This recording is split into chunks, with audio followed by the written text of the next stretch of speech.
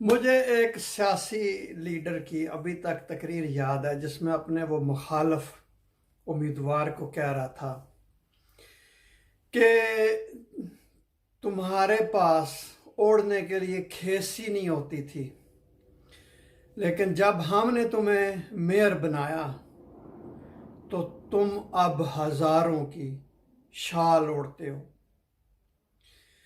तुम्हारे पास किसी एक जगह से दूसरी जगह जाने के लिए गधा गाड़ी नहीं होती थी,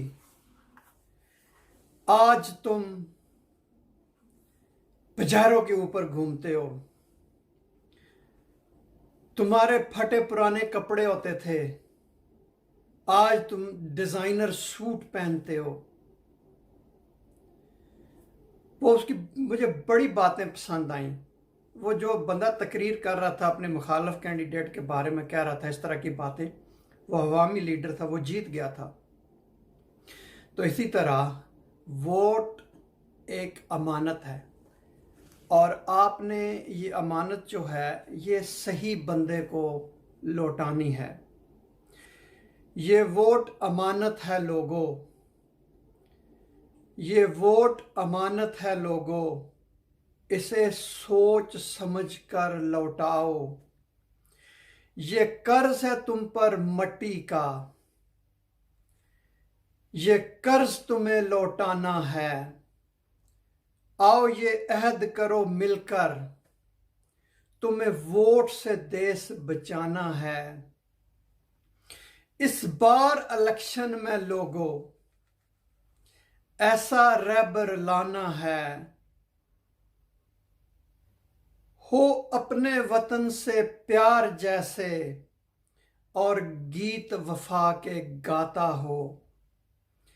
जो पाक वतन की खिदमत पर बस वारी वारी जाता हो। किरदार में सबसे आला हो, ना झुकने वाला बिकने वाला हो। जो अपने वतन के लोगों के दुख दर्द समझने वाला हो। जो देश की खातिर जीता हो और देश की खातिर मरता हो। ये वोट अमानत है लोगों, इसे सोच समझ कर लौटाओ। जितने भी वोटर्स हैं पाकिस्तान में, आपने वोट का इस्तेमाल सोच समझ के करना है कि गुलामी की जंजीरें तोड़ें जो आपके सरों पर मुसल्लत हैं, कभी बाप की सूरत में, कभी बेटे की सूरत में, कभी किसकी सूरत में, कभी भांजा, कभी दामाद आ जाता है, कभी कौन आ जाता है।